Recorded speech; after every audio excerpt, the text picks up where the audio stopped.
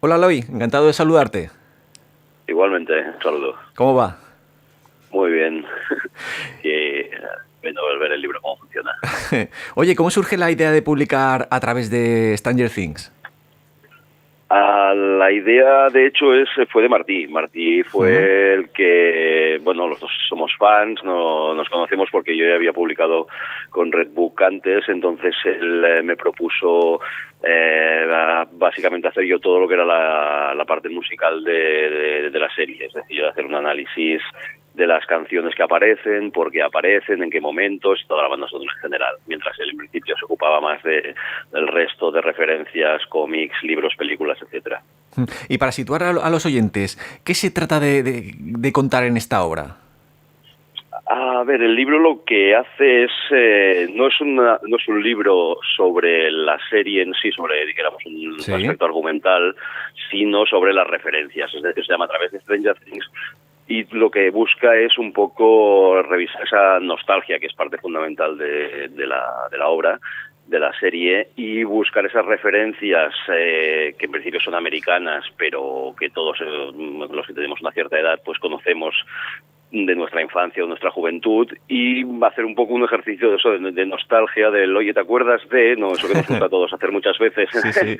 en conversaciones, en los bares, etcétera, porque la nostalgia puede ser muy divertida, pero si la dijéramos es en solitario no tiene tanta gracia. Lo que Claro. da gracia es comentar con el resto, oye, ¿te acuerdas de aquello? ¿Cómo se llamaba este? ¿Y cómo se llamaba aquella canción o aquel libro, etcétera, ¿no?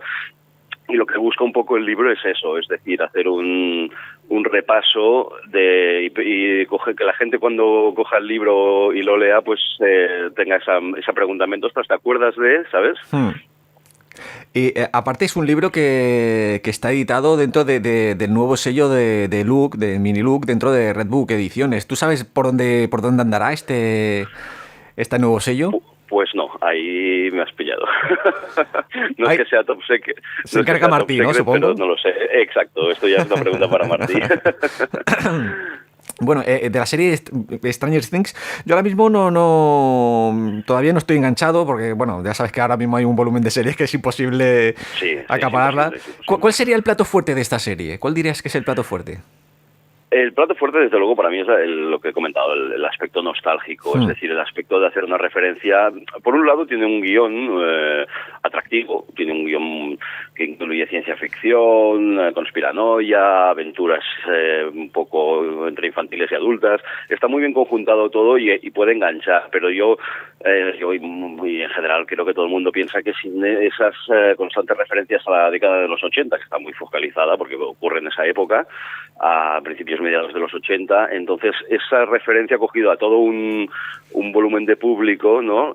Muy adicto a las series, muy adicto Sí, sí, porque sí. precisamente es una franja de edad que es el target, dijéramos, que es muy adicto a las series, y les ha puesto pues eso enfrente, ese te acuerdas de, ¿no? De cuando eras pequeño, de cuando eras joven, desde los videojuegos a los que jugabas, los Hmm. proto videojuegos, ¿no? Sí, sí, y tanto. Las películas que veías cuando eras pequeño, jovencito, etcétera. Entonces, claro, ese concepto de la nostalgia que ya se explotó anteriormente con los 70, ahora ha llegado con los 80 y además ya se vio antes que es un concepto que además vende y vende muy bien. Hmm. Eh, ¿Sabes? Es decir, el darle a una nueva generación con poder adquisitivo referencias vintage, que se llaman ahora, ¿no? sí, sí, sí. Eso vende mucho. Lo que sí que entiendo que también es una serie que puede enganchar a varias generaciones, no solo las personas que vivimos los 80, sino que puede enganchar a los de 20, a los de 60 que ya le pilló más avanzado. Abs- Absolutamente, sí, sí, en eso estoy de acuerdo. Yo pienso en casa la hemos visto, yo con mi mujer y los dos niños que tienen 12 y 9 años, evidentemente todas las referencias esas a ellos les son ajenas, pero igualmente la han disfrutado mucho, porque es una serie que incluso la parte fantástica o incluso de terror es lo suficientemente light, entre comillas, como para que puedan verlos ya niños de una cierta, o sea, con 8 9 10 años pueden verla, no es una serie realmente tan adulta como para que puedan tener miedo, por decirlo de alguna manera. Entonces, puede enganchar a niños pequeños, puede enganchar a gente muy mayor y, desde luego, toda esta franja de edad. Además, han tenido han puesto algún actor de la época, Winona Ryder, Mm. ¿sabes? Y algún actor perdido un poco en el tiempo, que eso también siempre ayuda. ¿Y os atrapa lo mismo? ¿Los mismos conceptos? No sé, a los críos que a ti, no, supongo que cada uno tendrá su... No. No, eso también depende un poco. A ver, también es cierto que hay muchos padres de mi generación, incluso yo ya tengo 46 años, pero incluso anteriores, que cuando tienen hijos les intentan a veces poner películas antiguas, ¿no? Que yo, mira, te voy a poner E.T., te voy a poner los Goonies o Indiana Jones, ¿sabes? Y normalmente los niños responden bastante bien, aunque están acostumbrados a otro tipo de cine, otro tipo de montaje, etcétera. Este tipo de películas que nosotros vimos de pequeños les suele gustar, con lo cual esta serie también les atrapa un poco por eso, ¿no? Porque han hecho muy bien también el concepto de poder una trama adulta y incluir un grupo de niños, como podía ser los que salían en ET, etcétera, ese rollo de una pandilla infantil con bicicletas que se mueven por el pueblo, como, ¿sabes? Sí, Eso también sí. engancha mucho a la audiencia infantil. Las pandillas, ¿no? Exacto, claro, cuando tú tienes una serie que todos son adultos, cuesta mucho que un niño pequeño se enganche, ¿me entiendes? A menos que la serie sea muy light. En este caso, aunque la trama pueda ser más o menos fantástica y adulta, el tener bastante parte de una parte muy importante de la serie que esté protagonizada por niños, pues claro, ahí han sido muy inteligentes también para captar una audiencia infantil. En lo que es la banda sonora de la serie, va sonando, no sé, desde Peter Gabriel a Cyndi Lauper. ¿Qué tipo de homenaje hay ahí metido? En la serie, los responsables musicales lo que han hecho pues bueno, un score básico muy analógico, muy de sintetizadores, que es, dijéramos, la banda sonora que va sonando, pero luego han ido incluyendo en cada episodio una serie de temas. Algunos no son exclusivamente de los 80, hay algunos temas de finales de los 60, de los Seeds, de Jefferson Airplane, pero el grueso que han hecho es poner en las dos temporadas pues canciones algunas muy identificativas de la época, otras no tanto, pero que quien más que menos puede reconocer, desde los Clash hasta, como dice Cyndi Lauper, Peter Gabriel versionando a Bowie. Y la primera temporada sí que hubo una predominancia más de música inglesa, del afterpunk, de la new wave, y en la segunda temporada se tiraron más con la introducción de algún nuevo personaje y las circunstancias de las escenas en las que salía se tiraron un poco más hacia el hard rock. Salía Mötley Crüe, salía Ted Nugent, salía Bon Jovi, etcétera. Pero todo es muy identificativo de un poco, quien más, quien menos, esas canciones alguna vez has grabado en una cinta TDK. Y le ha dado la vuelta con el boli, ¿no? A la cinta. Exactamente. Es aquellas canciones que casi todos, si no en vinilo, en cinta seguro que las hemos tenido. ¿Y qué piensas que tienen de mágico los años 80 para que haya esa ganas de evocarlo pues prácticamente periódicamente, ¿no? Pues sí, la verdad no lo sé exactamente. Yo creo que volvemos otra vez al mismo concepto, a la nostalgia, a los tiempos pasados siempre fueron mejores. Es decir, yo creo que todos vemos un poco nuestro propio pasado, la infancia, la juventud, pues como una época que, excepto casos puntuales, pues la recordamos con agrado, con cariño, etcétera, ¿no? Entonces los 80 pues fueron una época bastante loca, de bastante apertura, y fue una época un poco también en la que se empezó a hacer un tipo de cine muy distinto, con Spielberg, ¿sabes? Todo eso. Entonces todas esas referencias, con Stephen King en la literatura fue cuando pegó el gran bombazo en los 80 también. Entonces todas esas referencias que nosotros tenemos de cuando éramos pequeños, yo creo que es lo que hace que ahora pues sea una época muy reivindicable. Quizás de aquí unos años la veremos con los 90, no lo sé, supongo ir avanzando. Es que es lo que te iba a comentar, que hemos ido avanzando, pero los 90 todavía no hemos llegado, ¿no? No, yo creo que no, y igual no le queda mucho, pero claro, los 90 habrá que ver entonces pues hacia dónde tiramos, ¿no? O sea, de hecho, por ejemplo, una serie que podría considerarse noventera, como era de los principios, como era Expediente X, también tiene muchas referencias en la serie, ¿sabes? Pero no sé, y, bueno, supongo al final es toda una cuestión de mercado, y si alguien quiere en un momento dado hacer una serie o algo apelando a los 90, incluso, no lo sé, lo veremos. Yo creo que en los 80, de las pocas cosas que no se ha puesto aún un revival total es en la moda, no lo sé, pues también es que era bastante infame, ¿no? Con las sombreras y... Sí, exacto, no sé si los pantalones, los tejanos nevados y los crepados se volverán a poner de moda, pero espero que no. Oye, Eloy, ¿y a ti cuáles cosas, productos, artistas de los 80 te marcaron o te gustan especialmente? A mí, básicamente, como siempre dijéramos, me ha tirado lo que más la música, o sea, en los 80, lo que era el cine, pues bueno, las películas que triunfaban en la época, ¿no? Lo que decía, desde Spielberg hasta Los Inmortales, etcétera. Pero yo, en cuestión de música, los 80 fueron una época curiosa, porque a mí siempre me ha tirado el rock and roll y el rock. Entonces, en los 80 lo que triunfaba a nivel masivo no era precisamente eso, excepto las grandes bandas, ¿no? Queen, etcétera. El rock tuvo una época después del punk y la new wave y el afterpunk, en los 80 fue un poco un páramo, es decir, yo en los 80 escuchaba música de los 60 y los 70. Y sí, porque además era jovencillo, no tenía hermanos mayores, en el cole aún, un poco con el heavy metal, con hard rock, algunos amigos, pero fue ya más tarde, incluso en los 90, cuando empecé a investigar con el nuevo rock americano, etcétera, y me empecé a encontrar cosas que en aquel momento no había descubierto. Yo creo que los 80 fueron una época musicalmente para la música popular muy extraña, muy extraña. Sí, de verdad, sí. Bueno, y aparte tuvo el bombazo aquel de Europe, ¿no? Que se lo comió todo, ¿no? Con el heavy ya se lo comió todo. Exacto. Con Europe, con Bon Jovi, aquellas bandas de hair metal, ¿no? De laca metal, que se llamaba. Sí. Y sí, fue una época, además las producciones se volvieron, o sea, le metían teclados absolutamente a todo, unas producciones muy poco orgánicas. Fue una época para la música popular, a ver, triunfó, hubo muchos números uno muy importantes y muy conocidos, pero yo creo que no fue la mejor época, ni mucho menos, al menos para el pop y el rock, tal como lo entiendo yo. Y las series de televisión que llevan varios años ahí en la cresta de la ola, ¿cuál crees que va a ser su evolución o siguiente paso? ¿Tú qué intuyes? Yo ahora mismo lo que no sé si realmente es un fenómeno que va a morir de éxito. Es decir, está claro que hubo un momento en que el cine y la dinámica del cine se había quedado un poco, bueno, a través sobre todo de internet, etcétera, pues se veía, ¿no? Es decir, la gente ya no había la misma dinámica de ir al cine, etcétera, y aunque como arte sigue funcionando, yo creo que las majors vieron en algún momento concreto que algunas series con una producción muy cinematográfica, que es lo que las diferencia básicamente de estas series de unos años para aquí a lo que se hacía en los 70 o 80, que era muy televisivo, era un formato televisivo completamente en cuanto a producción.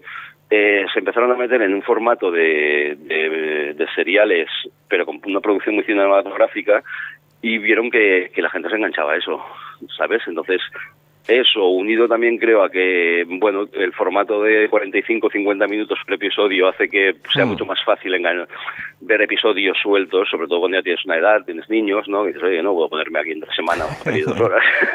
Bueno, 3/4 de hora que después de cenar, pues, ¿sabes? Y eso yo creo que ha ido enganchando mucho, más la calidad de los guiones y de las producciones, es lo que ha hecho que ahora mismo haya como tú decías antes, creo que esta sobreexposición y sobreproducción es que es imposible. Yo cuando hay gente que me dice que sigue 6 series a la vez, digo, ostras, pues no sé dónde sacas tiempo. No tienes críos, ¿no? Le dices, no tienes críos. Exacto, o no sé, o se pasan un fin de semana y se ven una temporada entera. Una maratón, sí que es verdad, sí. Sí. Entonces, a ver, yo voy siguiendo algunas más que menos, desde las clásicas Soprano, The Wire en su momento, hasta alguna de estas, pero bueno, claro, el tiempo es el que es. Entonces sí que es cierto que hay muchas series que interesan, pero ya no es que además dicen, mírate esta, va por la 3ª temporada, y dices, ostras, tengo 30 capítulos para ver. Lo que sí que las series tienen un arma de doble filo, que es el cliffhanger, ¿no? Que tú intentas ver solo un episodio, pero ya te dejan ahí la miel en los labios y tienes que ver el siguiente, y dices, es que no paro. Muy cierto, sí, esa es la gran baza que juegan, es decir, a mí me pasó, recuerdo, con la primera temporada de Narcos, me la recomendó un amigo, y precisamente fue una semana que estaba aquí de Rodríguez, yo que tenía la familia fuera y tal, y digo, voy a probar. O sea, me tragué 4 episodios en una noche, que no lo suelo hacer nunca, pero claro, era aquello de, sí, lo que tú dices, ¿no? Ese cliffhanger de final de episodio que, uno más, va.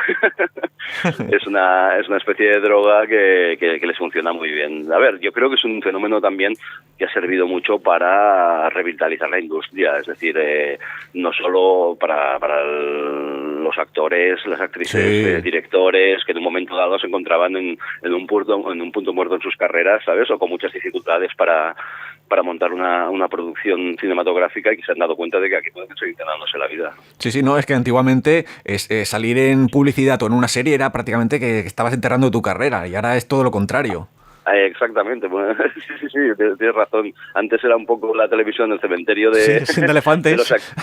Exacto, de los actores que ya no de esto, y ahora al contrario, cuando en el cine ya no de estos, las series vuelven y ha pasado, es lo que te digo, en Stranger Things, por ejemplo, con Winona Ryder, que era una actriz que sí que en los 80 y primeros 90 tuvo un cierto peso en la industria del cine, y que luego más o menos desapareció, y ahora de repente pues se le ha revalorizado con la serie.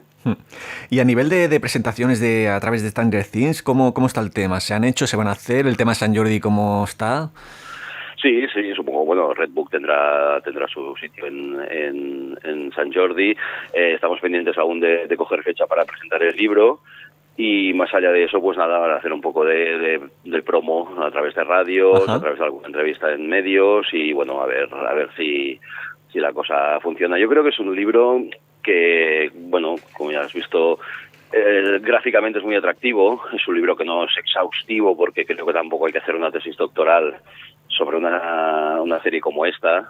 Es decir, por ejemplo, The Wire sí que puedes hacer un gran libro, porque realmente es una ópera, como que el que dice, pero sobre Stranger Things era un poco más que nada es el concepto, ¿no? El buscar las referencias, buscar un poco o dar tu propia información, tu propio conocimiento sobre esas referencias, para que, bueno, sea un ejercicio, yo creo, divertido, ameno, ¿sabes?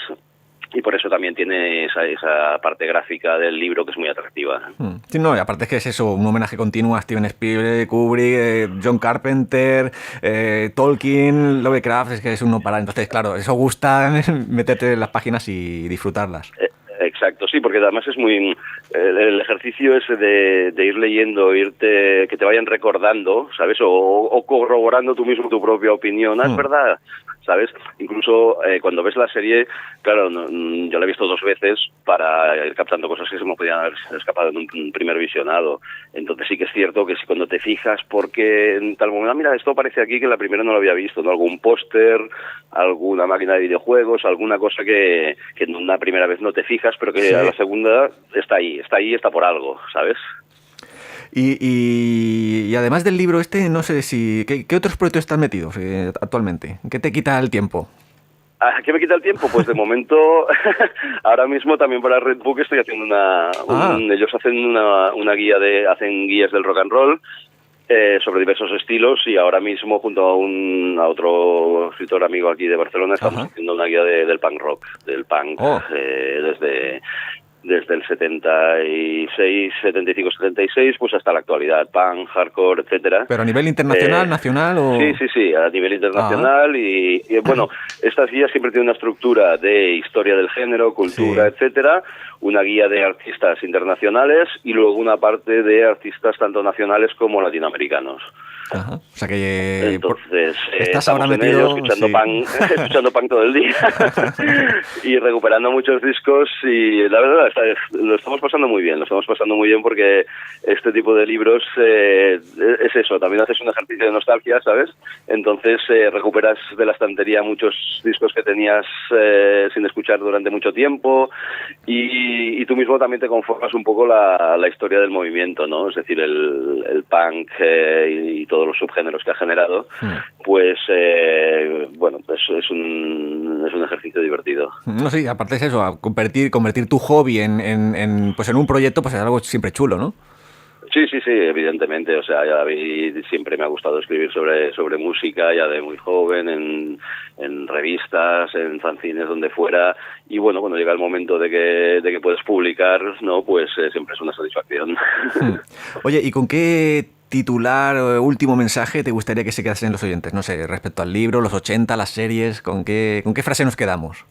Yo como una frase sería esta que te he dicho quizás al principio, la de, oye, ¿te acuerdas de, ¿sabes? ese concepto que es el que creo que el libro busca y lo que tanto Martí como yo hemos buscado, ese concepto de conversación en un bar, ¿sabes? En el cual sacas un tema de hace muchos años, una serie, un libro, etcétera, y unos a otros te vas recordando, ¿sabes? Sí. Datos, y ostras, pues de esto no me acordaba, ostras, pues esto no era así, ¿sabes? Sí, porque muchas veces también la nostalgia no deja de ser un ejercicio de memoria, y la memoria, bueno... Sí, cuando empiezas a tirar del hilo, lo que sale. Exacto, porque tienes cosas ocultas en la memoria, o no las sabías, o las tenías distorsionadas, ¿sabes? Y entonces es un poco, el titular vendría a ser ese, ¿no? ¿Te acuerdas de esto y esto? Oye, pues Eloy, ha sido un placer charlar contigo. Te vamos a desear muchísimo éxito con tus proyectos. Y aquí en Radio San Vicens tienes tu casa para presentar cualquier cosa. Pues muchísimas gracias, un placer también. Gracias a ti, un abrazo. Igualmente, adiós.